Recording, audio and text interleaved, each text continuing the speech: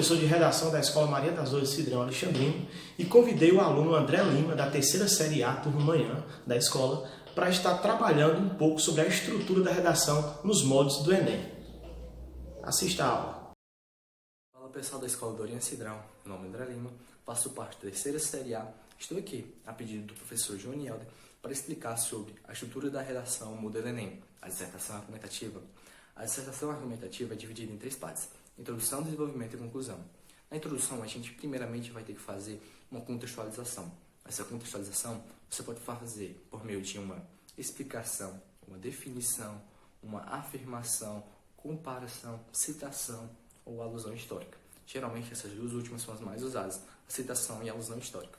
A citação nada mais é do que você pegar um filme, um seriado, pensamento filosófico, sociológico que você gosta e que acha que vai ficar coerente com o tema abordado e aplicar ali na sua introdução. E tem também a alusão histórica, que nada mais é do que você pegar um período passado para explicar um período atual.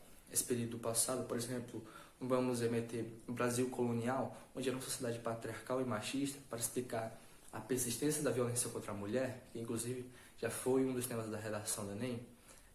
Então, essa daí basicamente é a alusão histórica. Então, após você fazer essa contextualização, você vai para a tese, o tópico frasal, que nada mais é do que a sua opinião sobre o tema.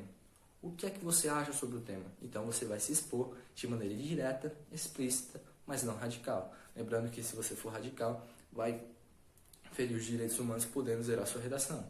Tá certo? Então, após você dar a sua opinião, você vai para o desenvolvimento, que geralmente ele é dividido em 2 parágrafos, ambos menores que 8 linhas. Mas em ambos você vai encontrar argumentos em defesa de um ponto de vista, que foi dado na introdução, que são concretos, ou seja, não são abstratos.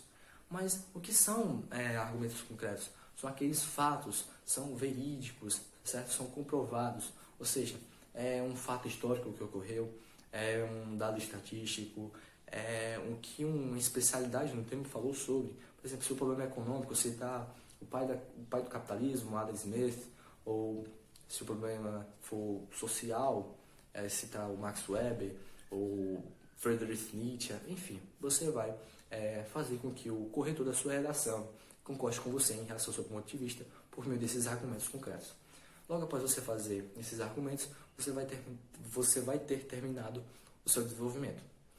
Logo após o desenvolvimento, você vai fazer o encerramento do seu texto, que é a conclusão. Essa conclusão é dividida em 2 partes. A primeira parte, que é a retomada da tese, e a segunda, que é a proposta de interpretação.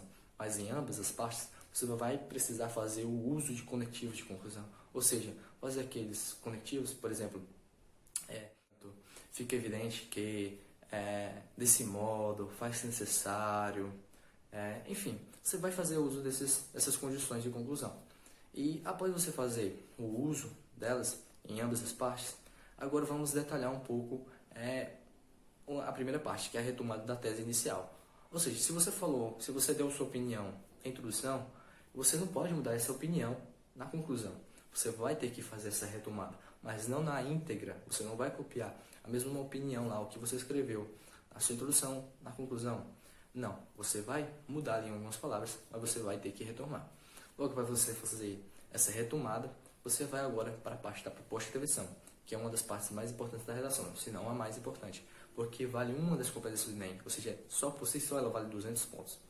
E essa proposta de intervenção, quanto mais detalhada, melhor. No mínimo, o que os professores dizem, inclusive o Junialdo falou para mim, é que você tem que ter mais de 2 agentes, tá certo? E, primeiramente, você vai ter que falar quem é que vai resolver esse problema. Quem é? Vai ser o Ministério Público? Vai ser o Ministério da Educação? O Governo Federal? As sociedades, redes midiáticas, instituições formadoras de opinião? Enfim, você vai falar quem. O que é que ele vai fazer? Ele vai fazer o que? A realização de palestras, diálogos, simpósios, enfim. Você vai falar, você vai detalhar o que é que ele vai fazer. Logo após isso, falar como ele vai fazer isso, por meio de quê, ou a fim de quê, qual é a finalidade disso. Você quer estabelecer os preceitos da cidadania informadas para evitar uma marginalização da sociedade.